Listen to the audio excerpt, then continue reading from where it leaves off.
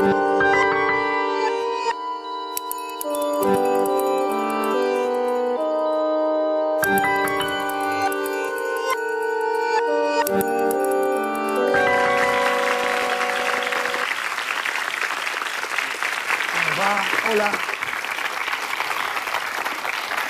Hola, muchas gracias. Muchas gracias por estar acá.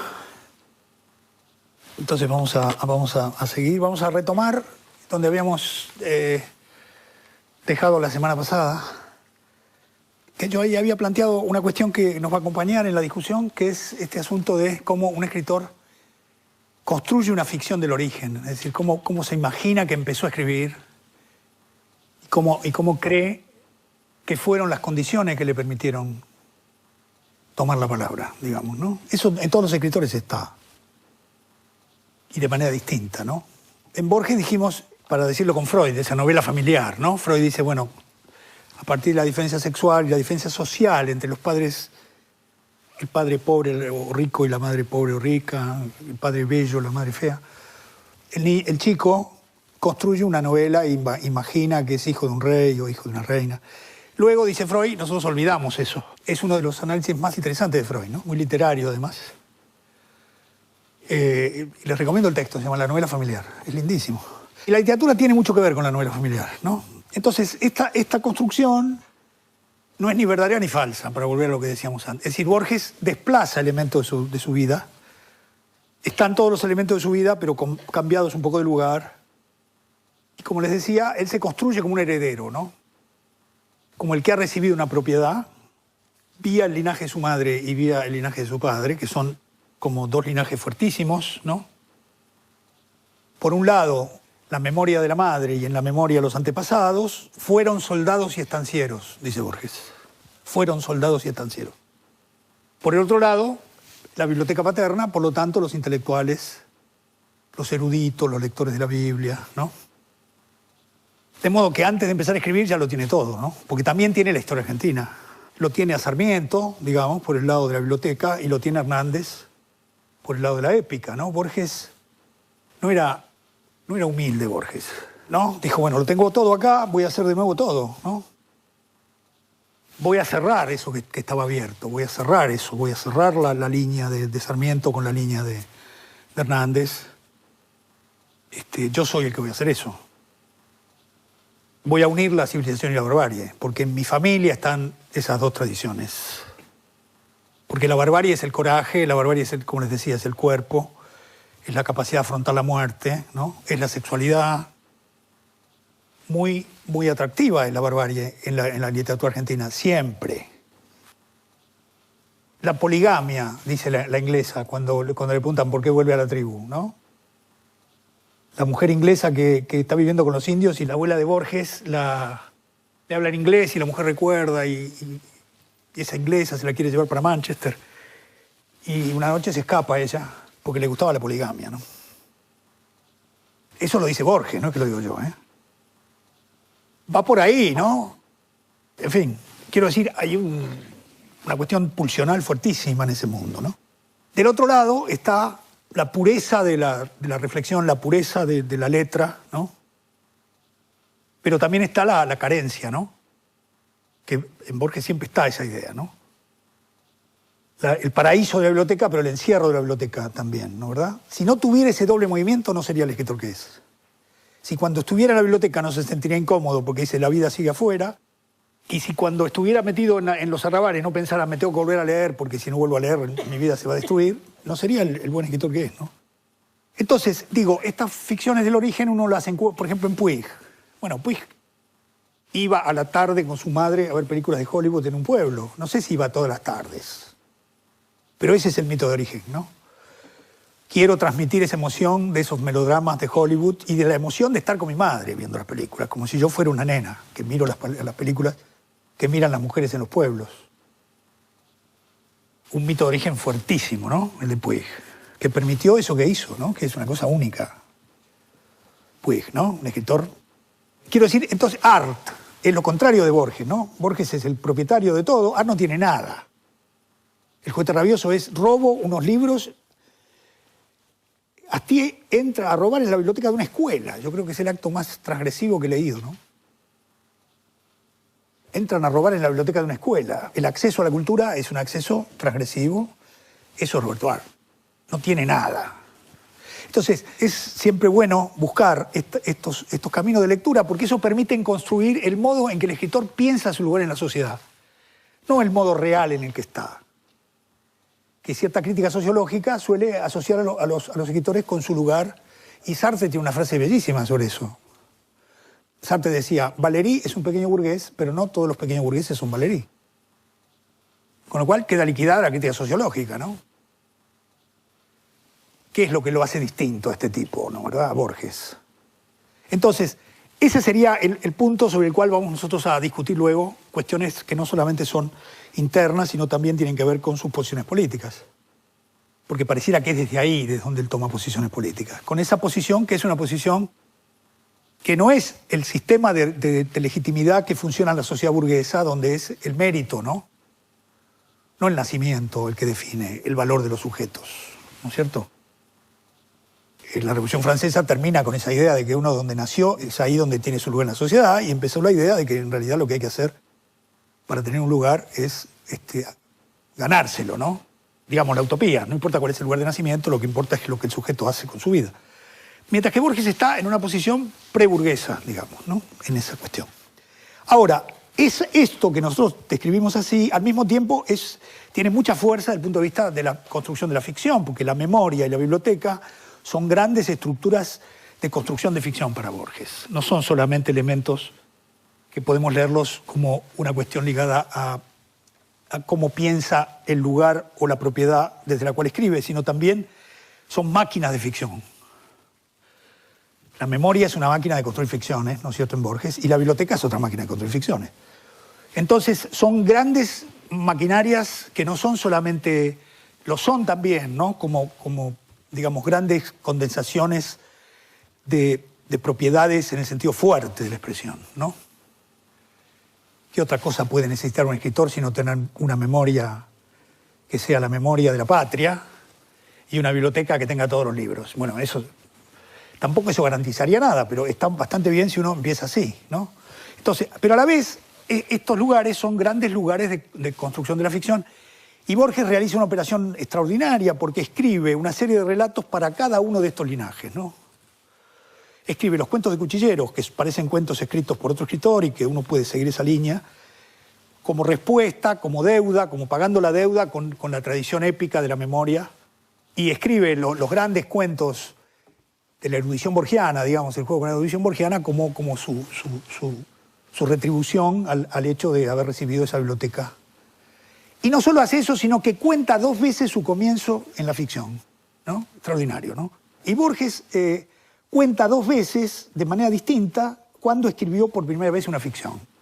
Porque el Borges que nos importa a nosotros es el Borges que empieza a escribir ficción, que deja casi por mucho tiempo de escribir poesía y que empieza a escribir un tipo de ensayo que ya está contaminado por la ficción. Eso empieza en 1933, digamos, y termina en 1953. Esos son los grandes años, ¿no? Lo que hay antes de eso, desde el 23 al 33, son tanteos comienzos, ¿no? Entonces él dice, mi primer cuento fue Hombre de la esquina rosada, dice. Y como yo era muy tímido, no me animé a publicarlo con mi nombre y lo publiqué con un seudónimo de mi familia materna, Francisco Bustos, cosa que es así. Él publica en Crítica, en 1933, Hombres pelearon, que es en realidad Hombre de la esquina rosada, con el seudónimo de Francisco Bustos. No se anima a tomar la palabra, diríamos nosotros. Escribe ese cuento, pero no se anima a firmarlo con su nombre. Luego lo incorpora a Historia Universal de la Infamia y luego tiene con ese cuento siempre una relación muy contradictoria, ¿no? Y me olvidaba, antes de escribir Hombre de la esquina rosada, escribe un relato que sale en la revista Martín Fierro en el año 27, que se llama Leyenda policial, donde empieza a aparecer el tema del duelo. O sea que hay como unos titubeos para hacerse cargo de esa tradición a partir de la cual va a escribir esos relatos, que son relatos de la oralidad, ¿no? Son relatos de la oralidad fuerte. Admitan luego hablarme del finado Francisco Real. Así empieza, ¿no? Admitan luego, ya está muy seguro el narrador, ¿no? Y del otro lado, para mantener el juego aunque ahora vamos a ir hacia la memoria, del otro lado, en la zona de la biblioteca, él escribe El acercamiento al Motasim, que es como lo que viene antes de Pierre Menard, Autor y Quijote, que tiene esa estructura extraordinaria que Borges inventa ahí, que es hacer la reseña verdadera de un libro imaginario. Que eso lo inventa él. No es que lo inventa, ¿no? Porque ya lo había hecho, siempre alguien lo hizo, pero quiero decir, él toma eso, bueno, él hace eso en muchísimos textos, en Clon, por ejemplo, ¿no? Hace como si uno escribiera una reseña o una biografía de un escritor y dice todo como si fuera absolutamente verdadero, pero el escritor está inventado, ¿no? Con El acercamiento al Motasim, todos lo leen como un ensayo, porque tiene la forma de un ensayo, es un cuento extraordinario, y Borges dice, uno de mis amigos lo mandó a pedir a Inglaterra el libro. Ustedes van a creer que yo me encarnizo con Bioy, pobre, ¿no? Pero fue Bioy el que hizo eso. Vamos a sacar a Bioy, vamos a borrar todo lo que yo dije de Bioy, que es un tipo admirable en muchos sentidos. Pero la verdad que sí, que se creyó el relato, como muchos, y Borges le hace el chiste y dice, un amigo, cuando leyó El acercamiento al Motasim, encargó esa novela policial de la que se habla ahí, que era un invento de Borges. Y en la Facultad de Filosofía y Letras de la Universidad de Buenos Aires, lo ficharon a Pierre Menard como un autor real. ¿No es cierto? Entonces, inventó algo muy raro, donde nunca estamos seguros de qué es lo que pasa con esos textos, ¿no? Con ese movimiento. Entonces, también en el caso de Pierre Menard contó esa historia bellísima, que él tuvo ese accidente y que casi muere con el accidente que después cuenta en El Sur, y dijo, yo pensé que si me ponía a escribir un ensayo y no podía, o trataba de escribir un poema, que era lo que había escrito antes, y no me salía porque la enfermedad me había arruinado, hubiera sido atroz. Entonces dice, traté de hacer algo que nunca había hecho y escribí mi primer cuento, Pierre Menard. Es decir, que para cada una de los linajes escribe el cuento inicial, que efectivamente es el cuento inicial de una serie, ¿no? Que uno podría, y que nosotros vamos a tratar de reconstruir. Luego, entonces, eso es un poco la cuestión que nosotros vamos a mantener. Hoy vamos a referirnos a la cuestión de la memoria y a toda esa serie de cuentos, y la semana que viene vamos a trabajar sobre la biblioteca y la serie de cuentos de la biblioteca. Y luego en la última vamos a tratar de empezar a juntar todo, ¿no? Cuando yo empecé a escribir, yo era un joven barroco como todos los jóvenes lo son, por timidez. Es decir, el escritor joven sabe que lo que dice no tiene mucho valor y quiere esconderlo, simulando ser un escritor del siglo XVII o un escritor del siglo XX, digamos. Pero en cambio ahora yo no pienso ni en el XVII ni en el XX, yo trato simplemente de expresar lo que quiero y trato de hacerlo con las palabras habituales, porque solo las palabras que pertenecen al idioma oral son las que tienen eficacia. Es un error suponer que todas las palabras del diccionario pueden usarse.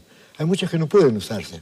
Por ejemplo, en el diccionario usted ve como sinónimas la palabra azulado, azulino, azuloso y creo que azulenco también.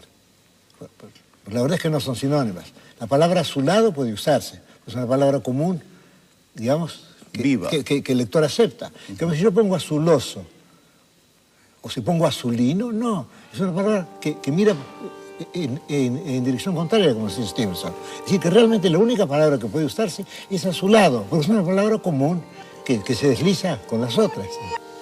El espacio de la memoria es el espacio de la oralidad, ¿no?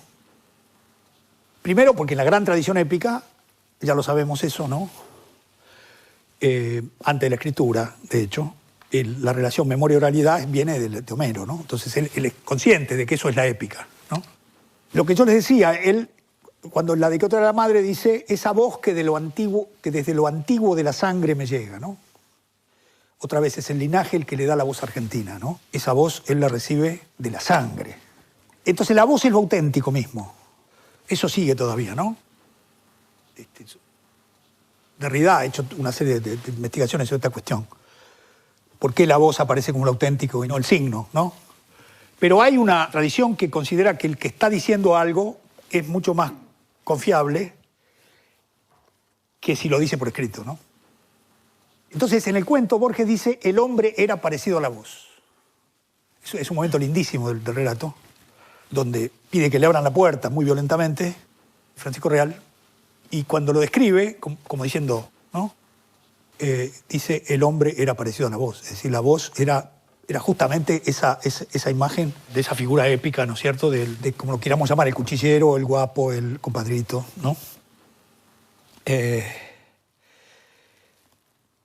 Y a mí tan luego hablarme del finado Francisco Real es también es como darle autenticidad, ¿no?, al que va a hablar. Miren, si me van a preguntar a mí por Francisco, claro, fue el que lo mató. Más de 3 veces no lo traté y empieza a hablar de una manera extraordinaria. Es la primera vez que un narrador utiliza el lenguaje oral desde la gauchesca. Borges es el primero, después de la gauchesca, que pone un narrador popular de clase baja hablando con su voz como narrador, ¿no? Porque estaba Fray Mocho y todos los escritores ponían la tercera persona literaria y después en los diálogos aparecían las voces de los personajes de las clases populares, pero el que manejaba la situación, el que estabilizaba la idea de que eso era literatura, era el narrador en tercera que trabajaba lo que hace en El Matadero muy bien Echeverría, ¿no?, que tiene una lengua literaria altísima, y después aparece la lengua de los mazorqueros, que es lo más lindo del texto, que aparece por primera vez el vos, por primera vez se habla de vos en la literatura argentina. Hay una fascinación por el habla popular, porque el habla popular pone en cuestión el estereotipo de la lengua literaria. Eso es una gran tradición. Eso es Céline, ¿no?, el mejor escritor francés del siglo XX. Lo que hizo fue encontrar ese ritmo y liquidar la buena prosa digamos, de la tradición francesa, ¿no es cierto?, y hizo algo extraordinario que todavía hoy están reaccionando con eso. Por lo tanto, esa relación entre lo que sería la voz popular y la lengua literaria que se vuelve siempre cada vez más estereotipada, ¿no? El problema de la lengua literaria es que lo que parece bellísimo uno lo lee de nuevo, por eso hay que volver a traducir los clásicos. ¿Por qué tenemos que volver a traducir los clásicos? Porque los clásicos fijan la lengua literaria del momento, el traductor trabaja con el horizonte de la lengua literaria y eso envejece muchísimo. Y entonces leemos traducciones y por eso cada tanto tenemos que traducir un Moby Dick o lo que sea, ¿no? Es decir, que la lengua literaria no tiene la vitalidad que tiene la lengua oral, pero es difícil trabajar la lengua oral, porque si uno trabaja la lengua oral de una manera demasiado pintoresca, también eso envejece rápido, ¿no? Entonces Borges encuentra en la lengua oral lo que él toma de la gauchesca, que es decir, la autoridad del que está hablando, la autoridad en el sentido de una voz que está construyendo una historia, y él lo dice explícitamente, ¿no? Justamente hablando de la gauchesca, él dice, en mi corta experiencia de narrador he averiguado que conocer una voz, una sintaxis, es haber conocido un destino, ¿no? Es decir, que el personaje se construye según el tipo de habla que tiene. Entonces, es un tipo de uso de la literatura que no tiene que ver con otros escritores que también admiramos, como Netti, que todos los personajes hablan igual y no se les ocurre ese problema, ¿no? Sino es alguien que hace de esa lengua una cuestión importante, ¿no? Entonces, la voz argentina, ¿no? No la voz argentina de clase, digamos, no es Mansilla o Cambaceres, que también escriben con una oralidad que todos admiramos, porque la oralidad de clase era la oralidad literaria de aquel momento. Entonces Mansilla, Cambaceres escribían como el Che Guevara, si ustedes quieren poner un ejemplo. El Che Guevara escribe muy bien porque está metido en una estructura de clase que le permite usar malas palabras y decir lo que quiere, con una libertad que en general, no sé cómo llamar al sector que no es ese. Digamos, la clase media, como dicen los lingüistas, tiende a la hipercorrección, porque no quiere que se note.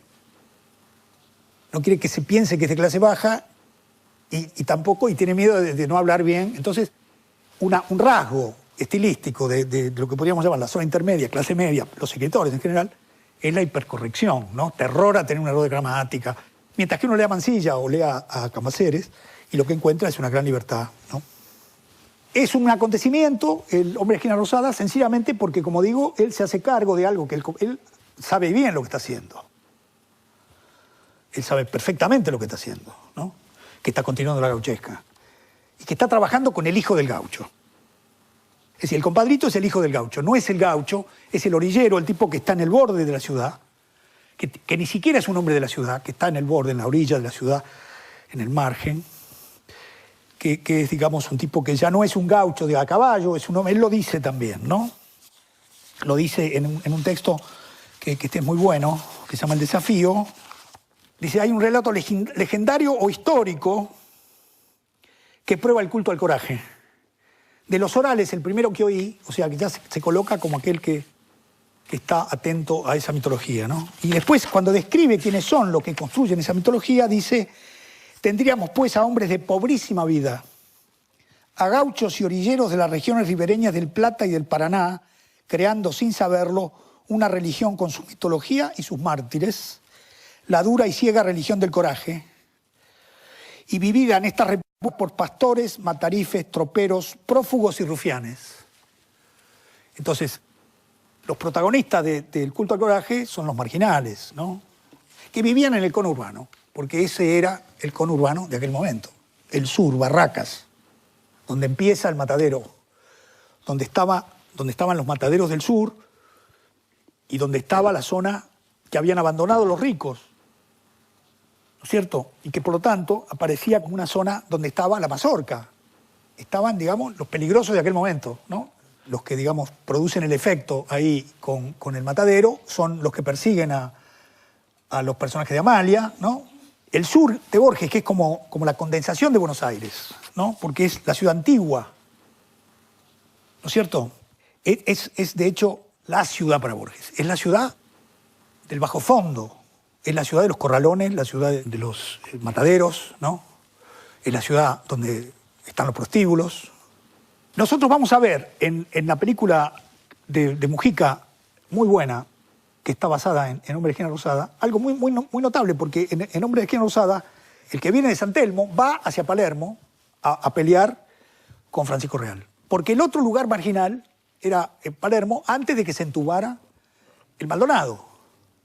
Era una zona baja, una zona de clases populares bajísima. Cuando se entuba, esa zona empieza a subir y se convierte en lo que fue después. Pero ahí está la penitenciaría, se llamaba la Tierra del Fuego, era una zona peligrosísima, era otra vez el conurbano.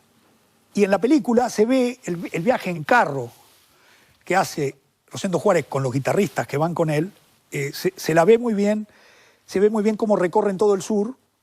Bien en el sur está el carnaval, están los negros en el sur, donde estaban en general los negros de Rosas, digamos, que habían quedado ahí, y se vienen hacia Palermo por abajo. Entonces, bordean la ciudad, no entran en la ciudad. Una de las características de estos compadritos de Borges es que no entran en la ciudad, siempre están en el borde de la ciudad, ¿no? Quería decirles algo más sobre el hecho de que Borges cuenta este relato, es siempre el mismo relato, siempre son dos que se enfrentan, ¿no es cierto? Y la forma es siempre la misma. A Borges es a quien le cuentan ese relato. Borges está en un bar y viene alguien y dice, Borges, le voy a contar una historia, y le cuenta. Aquí, en Hombre de la Esquina Rosada, es muy lindo al final porque el que cuenta es el asesino, pero eso está oculto, y lo sabemos al final del relato, casi sin darnos cuenta, con el final. Yo me fui tranquilo a mi rancho, dice el que está contando la historia, el oriental, ¿no? Que estaba a unas 3 cuadras. Ardía en la ventana una lucecita que se apagó enseguida, porque la lujanera se fue con él. Porque como él mató, la mujer se va con el más valiente. Te juro que me apuré para llegar enseguida. No, me apuré para llegar cuando me di cuenta, ¿no?, de que estaba la mujer ahí. Pero no lo dice, ¿no? Borges es un gran cuentista, nunca dice las cosas, las insinúa. Entonces Borges, dice, y ahí te das cuenta que le está contando la historia a Borges. Volví a sacar el cuchillo corto y filoso que llevaba cargado aquí en el chaleco junto al sobaco izquierdo y le pegué otra revisada despacito. Y estaba como nuevo, inocente, y no quedaba ni un rastrito de sangre. Una cosa más que me parece importante es que, por un lado, Borges está más ligado a Moreira como héroe que a Fierro. Es más Moreira que Fierro, digamos, el que él tiene en la cabeza, ¿no? Que es un hombre de esa zona, era un hombre de la Matanza, Moreira.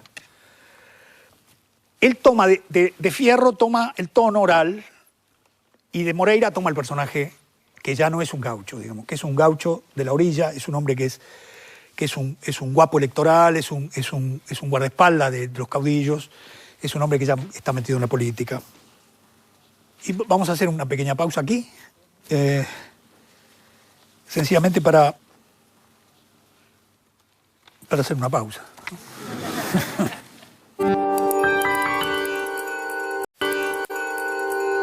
Se trata del mundo marginal, que es siempre muy atractivo para la literatura, ¿no?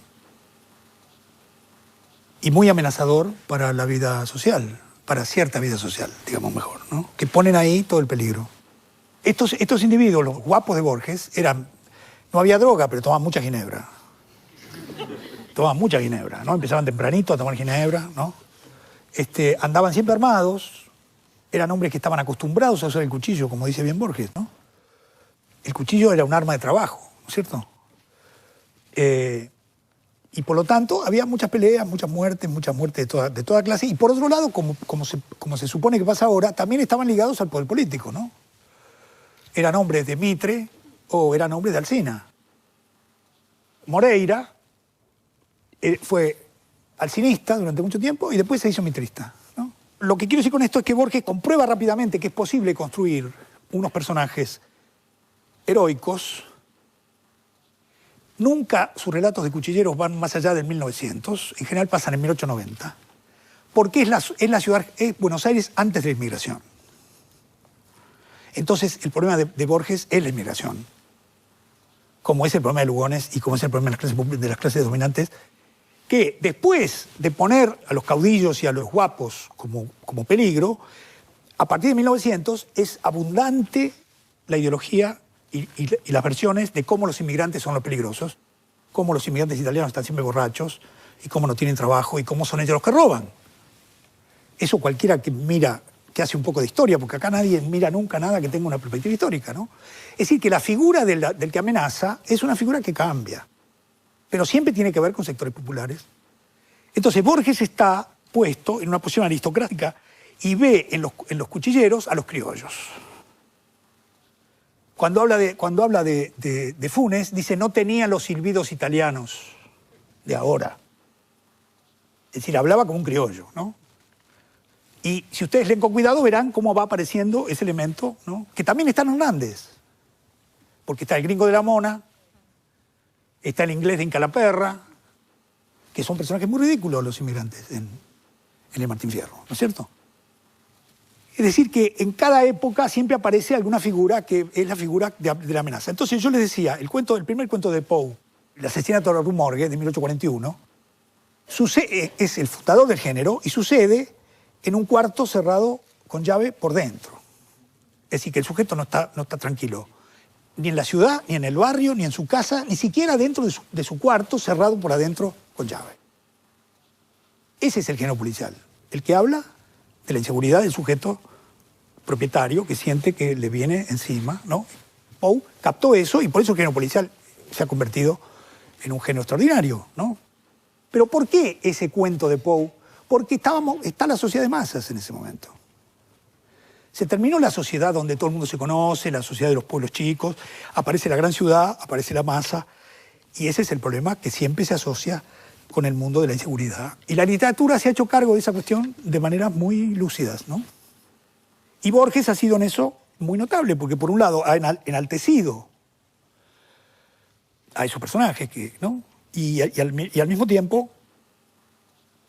sin decirlo nunca de un modo explícito, ha trabajado esto con la idea de que esa ciudad del pasado era la ciudad criolla y no la ciudad paranoica y confusa que está en La muerte y la brújula, que es la ciudad donde hay húngaros, hay de todas clases de individuos en La muerte y la brújula, ¿no? Entonces, hay algo ahí, hay algo muy notable en el sentido de enaltecer a estos, ¿no? Nadie con paso más firme habrá pisado la tierra, nadie habrá habido como él en el amor y en la guerra, ¿no? Dice Borges en una de las milongas. Es la guerra y el amor, porque él mismo dice, virtud, para hablar del coraje, virtud viene de vir, que quiere decir varón. Entonces es una ética, es una ética del soldado y del amante, ¿no, verdad? La que él construye, digamos así, ¿no? Y hace con eso gran literatura. Al mismo tiempo, siempre está diciendo que esos cuentos quiere dejar de escribirlos, pero los escribe hasta el final, ¿no? En sus últimos libros todavía hay cuentos de cuchilleros. Pero, sin embargo, en ese juego, entre esas dos tradiciones, cuando tiene que elegir entre el mundo, digamos, de lo que llamaríamos la barbarie o la memoria y el mundo de la biblioteca, elige siempre, fíjense, en el sur, ¿no? En el sur, Dalman dice, en la discordia de sus dos linajes, eligió la de la muerte romántica, es decir, eligió morir en un duelo a cuchillo. Ustedes recuerdan, es un bibliotecario que en realidad tiene un sueño, imagina la muerte que quiere mientras se está muriendo en una clínica y prefiere morir peleando un puñal que no sabe manejar, pero morir como un valiente, ¿no? Y no morir tirado en un hospital, ¿no? ¿Y por qué hace eso? Porque lo nombran. Él está leyendo, y como está leyendo lo empiezan a insultar, porque lo ven leyendo, por eso nada más, le empiezan a tirar migas de pan. Y de pronto alguien le dice Dalman, y entonces dice, cuando me nombró tuve que salir a pelear. Porque es la ficción del nombre, ¿no? Es el nombre lo que está en juego en los cuentos de cuchilleros. ¿Quién es más hombre? Quiere decir, ¿quién es el mentao? En el primer cuento que escribe, el personaje principal se llama el mentao, es decir, aquel que tiene un gran prestigio, ¿como qué? Como varón. Por eso las mujeres se van siempre con el que gana, ¿no? En Borges. Es decir, que la relación entre coraje, peligrosidad y atracción sexual pero es directa, ¿no? Digamos, no hay ahí ningún tipo de cuestión. Entonces, es extraordinario que cuando este bibliotecario, un personaje lindísimo, ¿no? Dalman, elige esa muerte y elige morir a cielo abierto, en la pampa, peleando con un tipo que lo va a matar. Y fíjense ustedes una cosa que yo les recomiendo que relean un poema de Borges de los años 20, que se llama Isidoro Acevedo, donde él cuenta la historia de su abuelo Isidoro Acevedo, y yo lo tengo por acá el poema, y dice, es lindísimo el poema, él dice que su abuelo estaba en la calle Serrano, se estaba muriendo, y eligió una muerte. ¿Qué muerte eligió? Morir en una batalla. Hace lo mismo que Dalman. O sea que Borges, en el año 20 y pico, ya estaba pensando en cómo un hombre podía haber elegido una muerte que fuera una muerte heroica. Entonces su abuelo muere inventando una batalla. Si encuentro el poema, les leo aunque sea un fragmento. Inventando una batalla en la que él participa y va a morir peleando heroicamente. Acá está. Cuando una congestión pulmonar lo estaba arrasando y la inventiva fiebre le falseó la cara, congregó los ardientes documentos de su memoria para fraguar un sueño. Esto aconteció en la calle Serrano, en el verano ardido del 905. Soñó con 2 ejércitos. Hizo leva de pampa. Juntó un ejército de sombras porteñas para que lo mataran. Así, en el dormitorio que miraba al jardín, murió en un sueño por la patria, ¿no? Entonces, si ustedes comparan la muerte del abuelo, digamos, o de este hombre, Isidoro Acevedo, y la muerte de Dalman, entienden que Borges dice, mi época es una época de decadencia. En el texto sobre Martín Fierro, que está en El Hacedor, él dice, los visibles ejércitos se fueron y solo queda un pobre duelo a cuchillo. Entonces, él al mismo tiempo es consciente que esa herencia que ha recibido y que él enaltece con la épica de los cuchilleros, es en realidad el fin de esa clase, el fin de esos soldados, el fin de ese universo, y lo único a lo que él puede recurrir es a esos pobres marginales, a esos hombres a los que trata como si fueran grandes héroes épicos. Pero me parece extraordinario, porque no he visto que se haya hecho la relación, que el poema Isidoro Acevedo tenga la misma estructura del sur, ¿no? Que es un hombre que en el momento de morir alucina un sueño, ¿no? Borges, en su conferencia sobre Hawthorne, dice, Hawthorne murió, quizá murió soñando, dice. ¿Qué habrá soñado? ¿Cuál será el último sueño de un hombre? Dice Borges. Yo, y dice ahí en esa conferencia del año 49, yo imagino un cuento en el que pueda contar qué es lo que sueña al morir un hombre, ¿no? Eso es el sur, que es el mejor cuento de Borges. Pero cuando decide elegir, elige la barbarie, ¿no? Prefiere morir peleando, digamos. Entonces Borges es mucho más complejo de lo que uno puede imaginar, ¿no? No, quería decir un par de cosas más sobre la cuestión de la memoria, digamos, abrir ese tema que es un tema importantísimo en general, en la Argentina particularmente, y también en Borges, ¿no es cierto? Por un lado están los temas de la memoria, ¿no es cierto? digamos. Por ejemplo, en Borges los temas de la memoria son ese pasado que te trata de recuperar. Pero después está la forma de la memoria, ¿no? Entonces ahí tenemos la memoria involuntaria de Proust, ¿no? Esta idea de algo que de pronto hace emerger un recuerdo con mucha intensidad. La escena de la Magdalena, ¿no? Está tomando el té y lo que viene no es casi un recuerdo, es una experiencia, ¿no? Se produce un hecho casi, digamos así, que no se puede asociar exclusivamente con la idea del recuerdo, sino se recupera la emoción o el sentimiento que se tuvo en la situación aquella, ¿no? Después está la memoria inconsciente, digamos, o traicionera o falsa de Freud, ¿no? La memoria siempre esconde otra cosa, dice Freud, ¿no? Uno se acuerda de un día que estaba tomando mate en el jardín de la casa y resulta que al lado había matado a un perro, qué sé yo. Pero de eso no se acuerda. Lo que llama la pantalla, ¿no? Lo que uno recuerda, dice él, lo que uno recuerda fielmente, son en realidad encubrimientos de un recuerdo que está detrás de eso y que solamente se puede encontrar con procedimientos que habitualmente están ligados al lapsus y a los sueños, ¿no? Y Borges construye la idea de la memoria absoluta. Trabaja con la idea de la memoria absoluta. Funes no puede olvidar nada, Funes. Por lo tanto, no puede pensar. Es un elemento clave de la cuestión. Por eso Funes es un cuchillero, es un bárbaro. Porque está asociado al mundo de la barbarie en el sentido de no es un hombre que pueda pensar, porque la memoria en Borges funciona de una manera tan caótica que no hay manera de poder, y si ustedes leen el relato lo verán claramente, ¿no? Funes recuerda de un día, recuerda todo. Entonces, en el relato se dice, mi memoria, dice Funes, es un vaciadero de basura, ¿no? Borges asocia esa situación con el insomnio, que es una cosa que también Nietzsche dice, o sea, la verdad sea dicha, ¿no? En el sentido de que el insomnio sería esa situación en la que el que no puede dormir no puede dejar de pensar en las cosas que no lo dejan dormir, ¿no? Hay un poema extraordinario de Borges que por momentos creo que es el mejor que he escrito, que se llama Insomnio, que les recomiendo que lean, un poema del año 36, donde dice, de fierro, tienen que ser de fierro las paredes de la noche para poder aguantar todo lo que yo le estoy poniendo ahí. Los objetos horribles que me vienen a la cabeza y que no me puedo sacar mientras estoy sin dormir, y entonces va a reventar la noche. Dice, es un poema extraordinario de Borges, extraordinario, ¿no? Porque no, es extraordinario el poema. Y es exactamente igual que lo que mucho antes de escribir el Funes, es el poema de esa sensación de no poder ordenar.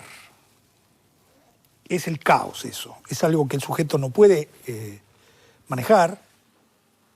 Y el olvido es el alivio, ¿no? Una cosa no hay, es el olvido, dice Borges. Por lo tanto, la memoria para Borges es una condena terrible en sus textos. Es algo que interfiere, digamos, desordena, ¿no? ¿Verdad? Hay muchos lugares donde él trabaja sobre esta cuestión, ¿no? Básicamente en Funes, básicamente en el poema. Y hay un texto que también les recomiendo que se llama Fragmentos sobre Joyce, donde él ahí cuenta cómo va a escribir Funes. Es muy lindo porque muchas veces Borges, que temía no poder escribir esos cuentos, entonces los contaba por las dudas. Y entonces decía, me gustaría mucho poder escribir un cuento con un hombre que tiene una memoria infinita, no sé. Pero es interesante que lo conecte con Joyce. Yo creo que algo les decía, porque para él Joyce es el caos. Está equivocado Borges, si me permiten. Porque Joyce trabaja con una estructura que es una estructura muy clara, ¿no? Que es la estructura de 24 horas en la vida de un tipo y la Odisea. Pero Borges ve el Ulises como la memoria de Funes. Es decir, vieron que en el Ulises lo que hace Joyce es trabajar con la asociación y entonces no hay ningún orden ahí. Bloom va caminando por la calle y se le ocurren las cosas más diversas. Mientras tanto mira la ciudad, está todo eso como una especie de... Borges no quiere eso, quiere el orden. Por eso vuelvo a lo que les decía yo la semana pasada sobre que Borges no es de los que cree que no hay una totalidad, ni es de los que cree que todo es fragmentario y que por lo tanto como no hay totalidad no hay sentido. Todo lo contrario, ¿no? Y para él el mundo de la civilización, mientras que el mundo de la barbarie es este mundo, el de Funes, es un mundo pulsional, es un mundo donde el pensamiento tarda en llegar, es un mundo de la acumulación, ¿no es cierto? Es un mundo de la pulsión pura. No quiero decir el mundo del inconsciente porque ya es un chiste decir eso, pero es un mundo muy pulsional, digamos, que el sujeto consciente no controla. Eso es, digamos, lo que él vive como algo aterrador, ¿no es cierto? No controla quiere decir no puede ordenar, no puede clasificarlo.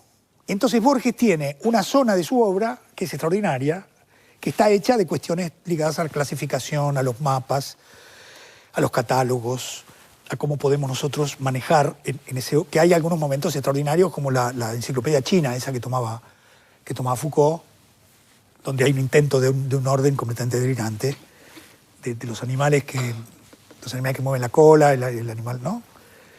O sea, un tipo de orden que reproduce el propio caos, porque los sistemas de organización que aparecen ahí son sistemas muy delirantes. El otro momento donde Borges hace con esto lo vamos a ver, un ejercicio extraordinario, es en el Aleph, donde él, para narrar esa totalidad, utiliza una técnica literaria, la técnica del vi y de la enumeración caótica, pero que es una enumeración que tiene un orden, que es el vi, mientras que el mal escritor, que es Daneri, que es un realista, quiere copiar todo lo que ve y escribe esa porquería que escribe, que siempre trata de ponerlo todo, ¿no? Es un escritor realista, dice Borges, es decir, no le pone orden al mundo, ¿no? Pero yo quería leerles y terminamos con eso, quería leerles un fragmentito de un cuento que se parece mucho al sur, que es Historia del guerrero y la cautiva, donde está la barbarie en la cautiva inglesa, y el civilizado es un bárbaro que llega a la ciudad de Ravenna y se convierte y pelea contra los bárbaros del lado de los romanos, ¿no? El modo de la conversión de la inglesa es la atracción de la sexualidad y del cuerpo. Le gusta mucho el capitanejo con el que está y se va con él. Es decir, se deja llevar por el deseo. Ustedes saben que va a ser la única vez que lo cite, ¿no? Lacan decía que la ética de un sujeto se define si tiene el coraje de seguir su deseo, ¿no? Decía, bueno, ¿qué es la ética? Dice Lacan. La ética quiere decir que uno es capaz de seguir el deseo, que no se asusta. Y es muy difícil eso. Primero, es difícil saber lo que uno desea. Después, si uno llega a adivinar lo que uno desea, es difícil seguir eso. Porque por ahí uno se arruina la vida, qué sé yo. Entonces, el psicoanálisis dice, no, el sujeto libre, el sujeto ético, es el sujeto que es capaz de afrontar la muerte y de ir al fondo en relación con su deseo. Esos son los bárbaros para Borges. Es la inglesa, que se va a vivir con los indios porque le gusta eso. Ya está. Pero ese mundo no es el mundo que él... Es el mundo que él prefiere emocionalmente, pero al mismo tiempo lo contrapone a su aspiración a la verdad, digamos, ¿no? Entonces les leo y termino. Les leo la historia del bárbaro. Las guerras lo traen a Ravenna y ahí ve algo que no ha visto jamás, o que no ha visto con plenitud. Ve el día y los cipreses y el mármol. Ve un conjunto que es múltiple sin desorden.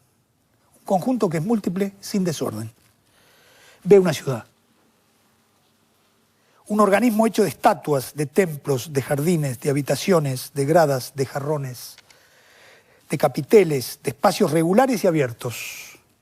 Ninguna de esas fábricas quiere decir construcción antigua, ¿no? Borges a veces usa las palabras en su sentido etimológico. Ninguna de esas fábricas, lo impresiona por bella. Lo toca como nos tocaría ahora una maquinaria compleja donde se adivinara una inteligencia inmortal. Por eso abandona a los suyos y pelea con los romanos. La aspiración a un orden, aunque sea un orden que no comprendemos, aunque sea el orden de una divinidad que delira, como dice Borges por momentos, cuya metáfora es el laberinto, nos perdemos, pero un hombre lo construyó y por lo tanto tiene un orden. En eso Borges tiene una posición filosófica que yo comparto, ¿no? La aspiración al orden es la aspiración a la totalidad, es la aspiración al sentido, es la aspiración a la verdad. la idea de que no hay orden y que todo es fragmentario y todo está pulverizado, como se dice ahora, produce el cinismo general por el cual todo vale lo mismo y todo es lo mismo y no hay por qué preocuparse. Entonces no es que Borges diga yo sé dónde está el orden. Y no nos dice nosotros sabemos dónde está el orden. Dice aspiramos al orden. Y luego hace unas cosas muy extraordinarias que las vamos a ver en la próxima, que es cómo organiza las cosas, qué tipo de organizaciones tiene para ver si es posible acercarse a un mapa, digamos, o a una clasificación o a un catálogo que nos ordene ese camino, ¿no?